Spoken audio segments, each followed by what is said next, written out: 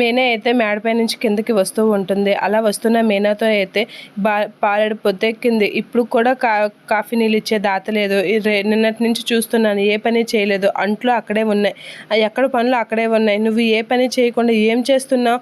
అసలు ఇంతవరకు కాఫీ నీళ్ళు ఇచ్చే దాతే లేరు. అసలు నువ్వేమనుకుంటున్నావు? మహారాణిలా ఫీల్ అవుతున్నావా అని చెప్పేసి ప్రభావతి అయితే మీనా పైకి విరుచుకు పడుతూ ఉంటుంది. అలా విరుచుకు పడినా సరే మీనా ఏం సమాధానం చెప్పకుండా అలా దీనంగా చూస్తూ ఉంటుంది.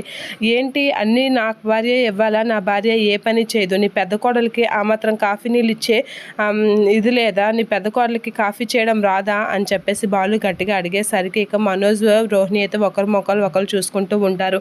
నా భార్య ఏ పని చేయదు, మీకు ఏమైనా పని కావాలి అంటే పని మనిషిని పెట్టుకుని చేపించుకోండి అని అనేసరికి ప్రభావతి అయితే షాక్ అవుతూ ఉంటుంది. అక్కడే ఉన్న రోహిణి, మనోజ్ కూడా షాక్ అయ్యి అలా చూస్తూ ఉంటారు. ఇక రాజేష్ అయితే బాలుతో ఇలా అంటూ ఉంటాడు, ఇప్పుడు రోజుల్లో అందరూ బద్దకస్తులు అయిపోయారా? అన్నీ డోర్ డెలివరీయే కావాలి, అన్నీ ఇంటికి తెచ్చే ఇవ్వాలి అని అనేసరికి బాలు అయితే అవును, మనము పువ్వులన్నీ ఇంటికి డెలివరీ చేస్తే అని చెప్పేసి బాలు అయితే అంటూ ఉంటాడు. సూపర్ ఐడియా రా అని తన ఫ్రెండ్ అంటూ ఉంటాడు.